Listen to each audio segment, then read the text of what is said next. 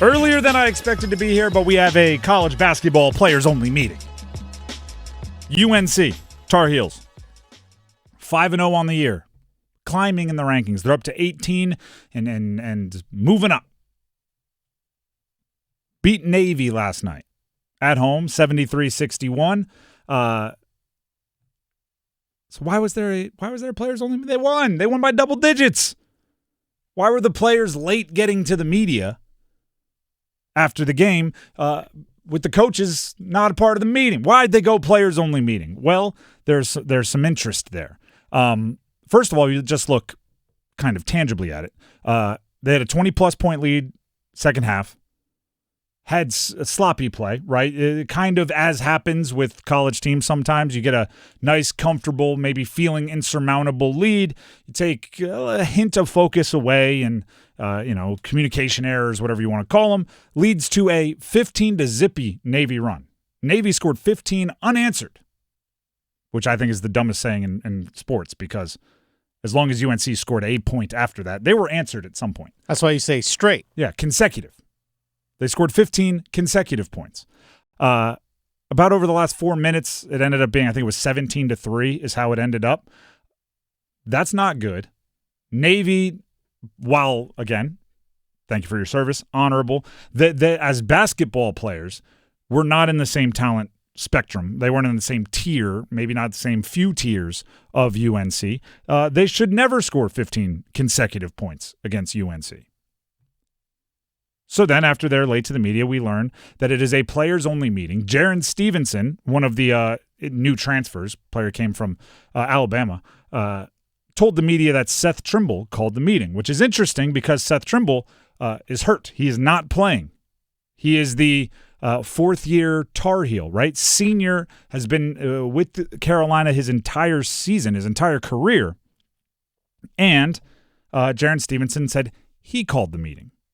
Before I get into the significance of that particular bit of news, Hubert Davis, head coach, talked after the game about the team calling a players-only meeting.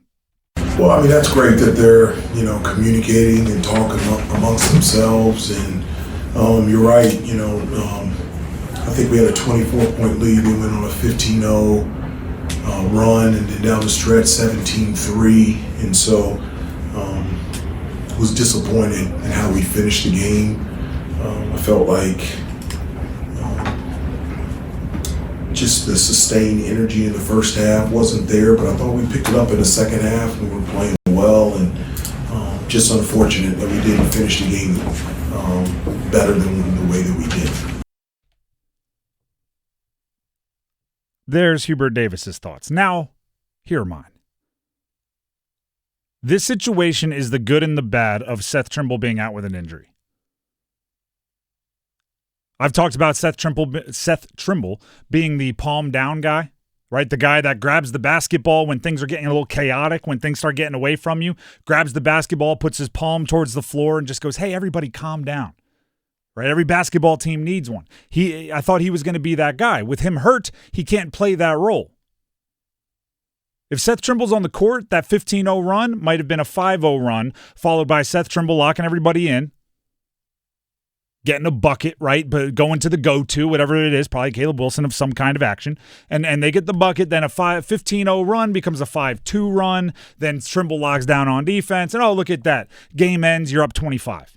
We never have to get here. But he's not playing.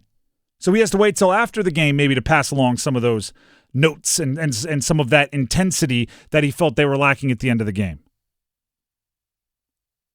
Now, the good would be is if through situations like this, they get to the point where on the court they might not need Seth Trimble to do that because they can all get themselves out of that funk.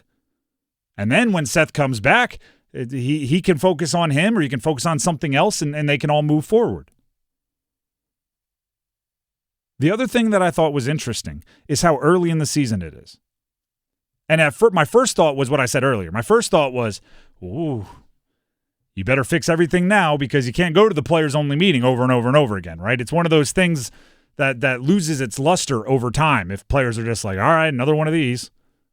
Right? It can become as numb or you can become as blind to it as you would, any other team meeting.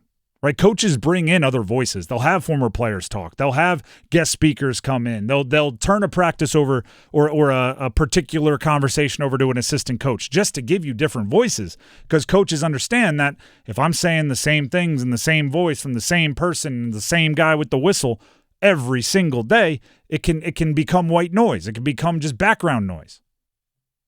The players-only meeting is always one that cuts through the shuffle, right? You can't go to it all the time or else it becomes the shuffle. But then I thought of this, and I'll use a personal story, and I shout out to Charles. I usually tell these stories and just say like one of our old heads, but I just learned this guy, he lives in the area. He runs the Gardner Road. He's the club director for Gardner Road Basketball Club. He's one of my old teammates, University of Delaware. He was a senior captain when I was a freshman. And that year, his senior year, sorry, Charles, didn't go the way we wanted, right? Didn't win enough games. This is at the University of Delaware football. Late in the season, there was a players-only meeting. And there were some honest takes from guys like Charles, right? I think he might have even been an All-American that year. Like he stood up and he let us know how we weren't living up to Delaware standards, and a few other guys said some things. I was a walk-on freshman. I said absolutely nothing and just tried to look serious the entire meeting. The year after that, we went to the national championship game. I'm not saying it's because of that meeting, but there was an impact there. The next year, we played for and lost, don't want to talk about it, the national championship. And you can't do that this time in college sports. You can't have the players-only meeting at the end of a season that sparks the next season because the teams are so different, right? If they would have had a players-only meeting at the end of last year, if R.J. Davis called the players-only meeting, right before the NCAA tournament and let them know how the fact that they were on the bubble was unacceptable and this isn't Carolina basketball and all of these things, Trimble would be the only one that learned the lesson. He'd be sitting here going like, all right, remember what R.J. Oh, you weren't here, Luka. You weren't here, Caleb. You weren't here, Henry. You weren't here, Jaron. You weren't here, Kyan. It wouldn't work. So jumping to it 5 games into the year might be the only way to see the effects this year, right? You can't wait till a 15-0 run to Navy actually becomes a 12-0 run to Clemson. That costs you a game and keeps you out of certain goals. You can't wait till that happens. So overall, I kind of like the move. My first reaction was surprise, but I kind of like the move. You hear stories, and mine was just, obviously I know my stories better, but you hear stories across college sports all the time of the upperclassmen have to teach the youngsters the culture and the standard of the program. Well, you can't take years to do that anymore. It's got like, all right, the first month of the season, we're learning standards. From that point on, you're following standards. Like, that's how it has to be. So they're in fast forward.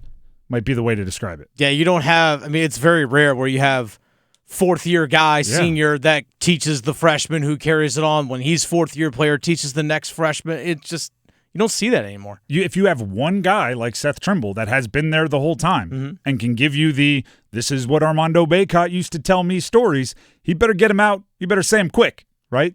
better make them known in the first couple of weeks of the season, which, hopefully this pays dividends. Overall, like basketball-wise, I'm getting more and more confident in their front court. Right? Caleb Wilson, Vesar, who we've talked about, I don't know if there's a better combo of big men in the country.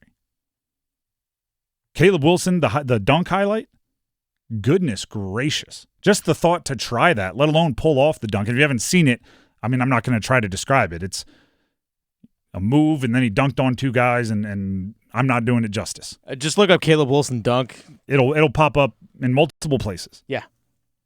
And then that front court is I'm impressed by Jaron Stevenson's effort. I'm impressed by Evans didn't have his best game last night, but there's room for improvement on the backcourt. It can come. And Seth Trimble will be back at some point, hopefully. I'm excited about the talent on the team. If they're trying to put it together off the court, I'm excited by that as well.